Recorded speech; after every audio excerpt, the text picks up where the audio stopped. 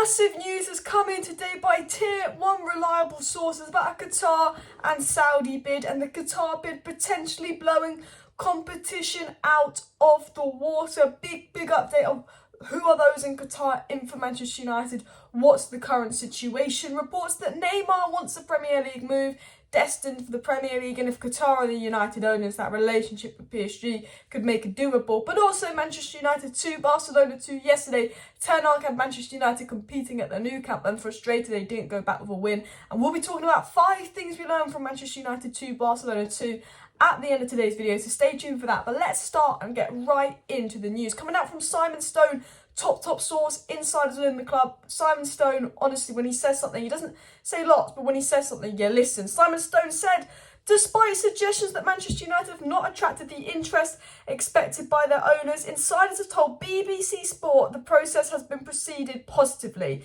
He said, after days of rumours, it's expected that there will be a bid from Qatar. There's also expected to be at least 2 offers from the United States, and there's also suggestion of interest from Saudi Arabia. Now, that was said by Simon Stone, who's confirming the Qatar offer. I mean, we know that Qatar are making a $5 billion bid today, and insiders in and around the club are confirming $5 billion bid. But we haven't even gone into the main story yet. Let's get into the main bits. It was then said by Mike Keegan, who's obviously been the leading journalist on this, the one to follow with all the Qatar updates. Mike Keegan knows the most, saying interested parties who have initially explored making their own offer have resigned themselves to being blown out the water by groups of sovereign backing, so Qatar. Mike Keegan is essentially saying other parties are interested, but I think they know they've got no chance because effectively Qatar is just going to blow the other parties out the water, and said those with the knowledge of the takeover situation say there's growing confidence that there will be a successful outcome sooner rather than later. Despite the Glazers seeking around $6 billion, a number of bids are known to be registered. So he's saying, look, full sales sooner rather than later. They want $6 billion. Jim Ratcliffe, he didn't obviously say this, but we know Jim Ratcliffe's around $4 billion. We know Qatar's around $5 billion. He's saying, you know, this will be happening sooner rather than later. Lots of bids have come in. And it was said by Sky Sports News, confirming Manchester United are expected to have new owners by Easter, and obviously reports coming in and about saying that the Emir's uncle and the Emir's son are part of a project that will bid for United, and Alex Crook of Talksport saying, I make Qatar favourites to buy Manchester United.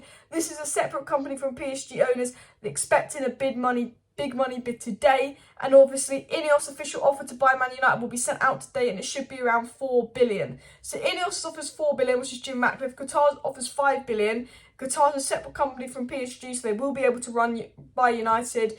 UEFA will have to let that happen. That is absolutely fine. But they're saying that this is going to happen sooner rather than later. Lots of bids coming in, lots of reliable sources confirming the bids coming in, and that United will have new owners by April 9th. And that is a plan for the summer transfer window. Reports that Richard Arnold's going to be sacked and more coming out. So that is the main big update on the takeover really coming out this morning. I'm going to be live about 8:30 tonight UK time. So make sure you're subscribed to Alice Talks Football, because there's so much news on Saudi Arabia, so much news on Sergio, that I want to just do a live stream where I break down every bit of information of what's reliable, what's not reliable, what do we know about the 4 parties interested, and all of that. What are their plans? What would happen if they were owners? What's going to happen next? I will discuss that all in my live stream. But an interesting story that came out today, and I will get into 5 things we learned from the Barcelona game in just a second, is reports that intermediaries are believed to have spoken with Chelsea, Liverpool, Man City and Manchester United and Newcastle, informing clubs of Neymar's interest to move to the Premier League as well as his potential availability.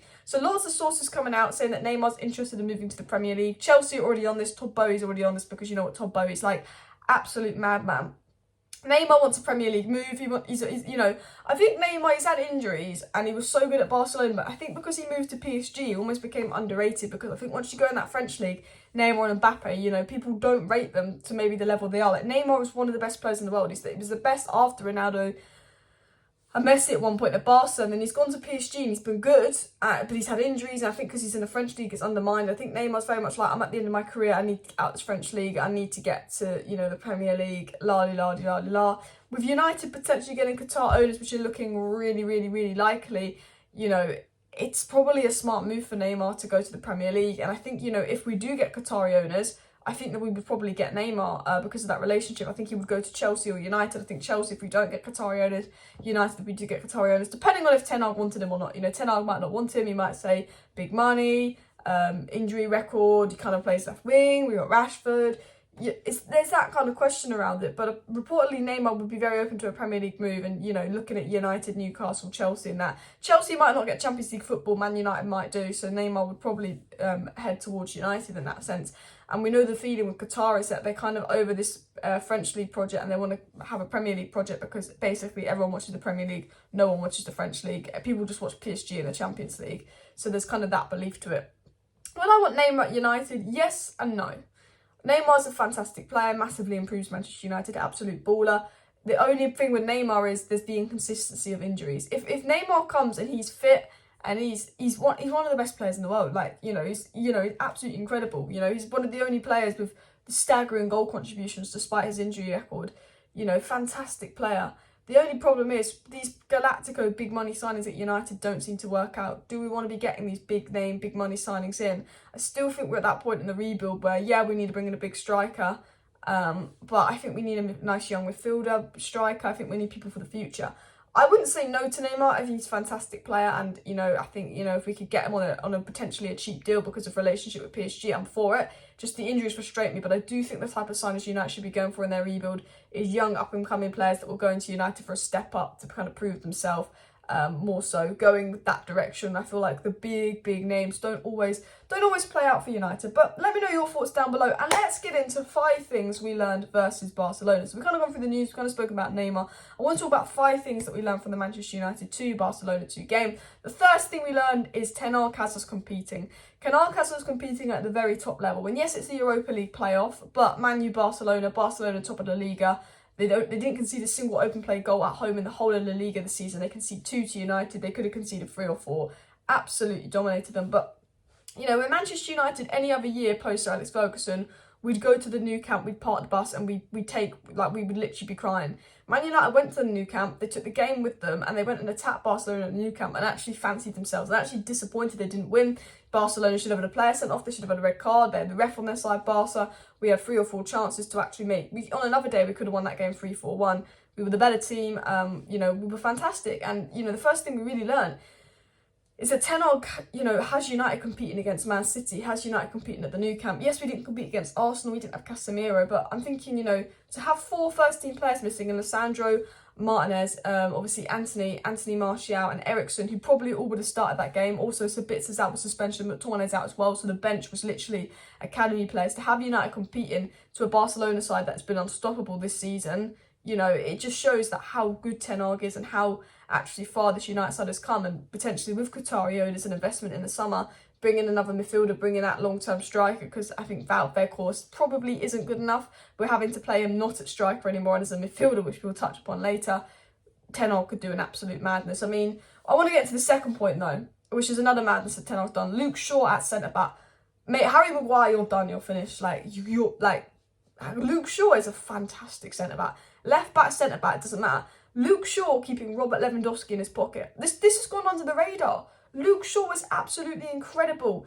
Lewandowski, the most informed striker in the world practically. I think only Rashford, Haaland, Neymar and Mbappe have more goal contributions than Lewandowski this season. La Liga's top scorer. Luke Shaw playing out of position fine. Luke Shaw's dealt with Haaland. Luke Shaw's dealt with Lewandowski. This Luke Shaw-Varane partnership in defence is working. It's working well. I think Luke Shaw, the fact that he can play left-back, the fact that he can play centre-back is brilliant. Because I think in those big games, Malassi's quite good defensively and Luke Shaw works. It's Malassi, Luke Shaw, Varane, that works. Maguire and Lindelof, I feel for them a bit. Luke Shaw's better than them. And he's not even playing in his main position. Luke Shaw has been absolutely incredible. And I've always rated Luke Shaw and he's been inconsistent. But Luke Shaw could play centre-back and that could be useful if there's injuries or something. It was also said... the third thing we learned is just Rashford's unstoppable. While I said it was also said, we know that Rashford's unstoppable. The fact that Rashford, I don't even think he was heavily involved in the game. Then had a couple touches, boom, scored. The finish, the angle, fantastic. Both goals came from Rashford. When Rashford gets the ball, there's a goal. It's just you can't stop him. Barcelona hadn't conceded a single open play goal at the Nou Camp in La Liga this season. Rashford goes and basically contributes to 2. Couldn't deal with him. Mate, Rashford was through as well. He should have got a penalty as well. He could have had, Rashford is just unstoppable. Only Haaland and I think Mbappe have more goal contributions than him now this season. Only Haaland and Mbappe, and one of them's playing in the French league and one of them's got the service of De Bruyne. Since the World Cup, there's no doubt Rashford's been the best player in the world since the World Cup. The fourth thing we learned is Ten Hag is a magician. Ten Hag lied. He said a coach can't work magic, but Ten Hag is a magician because we've got Wout Weghorst playing centre mid. We've got Rashford, who couldn't play with his back to goal and wasn't a striker and always a winger, playing striker and also scoring headers in the game before that. We've got well, maybe not today, but he made Wan-Bissaka look like a professional footballer apart from today. We've got Luke Shaw looking good at centre back. You know, we've got no Martinez, we've got no Ericsson, we've got no Sabitzer, we've got no Anthony, we've got no Anthony Martial. We've got Wout Weghorst playing centre mid against the likes of Frankie de Jong, Kessie and Pedri. And we're still getting a result with the Nou Camp. For me, Ten Hag is a magician. And the fifth and final thing we learned from that Barcelona game, in my opinion, is it's Manchester United's game to win. Because I think, you know, going to Old Trafford, we have a better record at home than away. We've not really lost much at Old Trafford. But you look at the Nou Camp game, we've got 2-0 at the Nou Camp. You know, the referee was on their side. Arguably, on another day, we could have won that game 3-1. They're not going to have Pedri. They're not going to have Gavi. We already went to the Nou Camp and really caused them some problems. You know, you think Old Trafford, we're going to have that advantage 2-2. You fancy United to win it, considering, you know, obviously Barca had a good spell in the first sort of 15 minutes and the last sort of 10 minutes. But all round, Man United were the better team. They were the more dominant team. They were causing the more problems. You know, they had the more chances. They just didn't take them. I do think second leg at home, it's our game to win. I think we are the favourites. And I think that's mad because Barca are top of La Liga. You know, they were in the Champions League. Let's not Frankie de Jong out. Anyway, I hope you enjoyed that video. Update on Qatar, update on the Neymar story, and 5 things we learned from Manchester United, Barcelona 2-2. Let me know your thoughts down below. Let me know something you've learnt that you think I've not touched upon, you think I've missed. Alice, this is really obvious, we learnt this. I can only talk about 5 things. See you next time. Bye.